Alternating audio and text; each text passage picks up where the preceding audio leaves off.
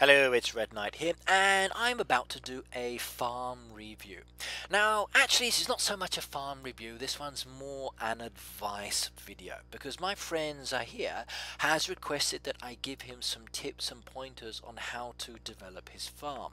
So I'm quite happy to do this, and I'm very pleased that he's asked me to give him some tips and suggestions, and I have quite a few for him. So what I guess we need to do is to zoom out and have a look at what he's got. Now at the moment he's put all his trees and bushes to the rear. Now I do like this, but the only thing I would suggest is to move the bushes down to the right hand side and these cherry trees here back up to the left hand side. So you've got the trees to the left and the bushes to the right. I'd also move your smelter away from your actual dogs and cat kennels there and basically move that smelter to the other side of the mine, because I think your animals won't like to breathe in the fumes, and you do need to actually allow your animals to have some relaxation time without the noise and the heat from that smelter. Now, I love the pathway you've got going up to the mine. The only thing I might suggest is get rid of that white fence. I don't think that's ideal for that position. I think a more open effect is good. Now you've got all of this area down here that you've not expanded yet. Now if you can, don't worry about your barn and silo. Basically start focusing on getting some land expansion materials and gradually start opening up these spots a little bit more, because you need to be able to give yourself some more area to move the machines and the animal pens around. Now, at the moment you've got these machines in this one area and there's not really much you can do because you're very tight with space. So I wouldn't recommend trying to get any more machines at the moment until you've at least opened up some land.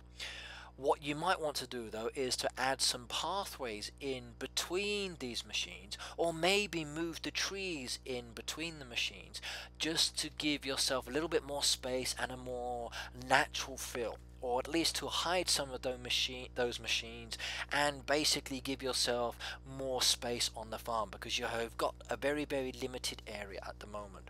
Now I love what you're doing with the land plots. The only thing I'm not too keen on though is where you've got your animal pens. You don't actually allow any access between those pens and it feels very cramped and tight. So what you might want to do is to move some of the animal pens down to where you've got the land pieces and maybe move the land back into the center, so you've got a nice barrier between animal pens. So keep some to the left and then keep some to the right with your land running straight down the middle. Give that a go, see how it looks. Now I love what you're doing with the walls here. I like your entrance driveway where you've got the grey walls, and I love where you've got the brown walls as your border. Don't change that, that's nice. The birthday cake, please put that into storage at the moment. It's taking up really too much space and it's not really doing anything for you on the farm because you do have a limited area. Now see where you've got that pathway by the dog area.